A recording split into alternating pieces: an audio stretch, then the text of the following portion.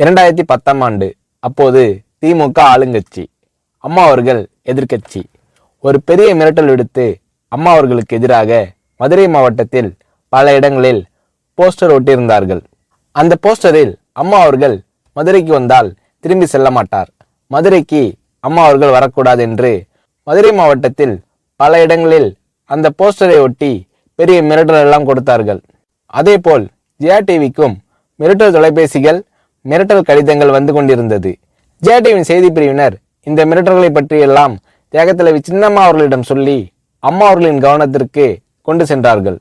அம்மா அவர்கள் துணிச்சல், வீரம், கம்பீரம் இவற்றின் ஒட்டுமொத்த உருவம். அதனால் புரட்சி தலைவி அம்மா அவர்கள், நான் மதுரைக்கு போய் தீருவேன், பொதுக்கூட்டத்தில் பேசியே தீருவேன், எது நடந்தாலும் எதிர்கொள்கிறேன் என்று சொல்கிறார்கள். ஒரு கட்டத்தில் ஜெயா டிவிக்கு மிரட்டல் எப்படி வருகிறது என்றால், ஜெயா டிவியின் அலுவலகத்தை வெடிகுண்டு வைத்து தகர்ப்போம், அம்மா அவர்கள் மதுரைக்கு வந்தால் ஜெயா டிவியை ஒழிப்போம், இப்படியெல்லாம் நிறைய மிரட்டல்கள் தொலைபேசியின் வாயிலாகவும் கடிதத்தின் வாயிலாகவும் வந்து கொண்டிருக்கிறது.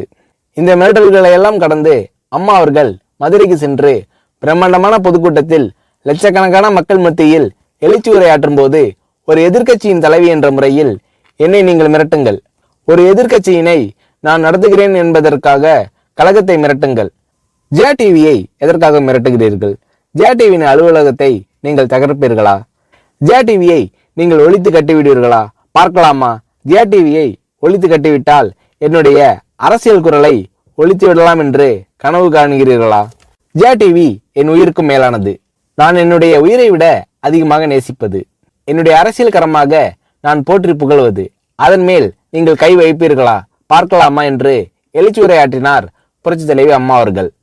இப்படியெல்லாம் அம்மா அவர்களின் அன்புக்கும் மரியாதைக்கும் பாத்திரமாக ஜெயா டிவி இருந்தது.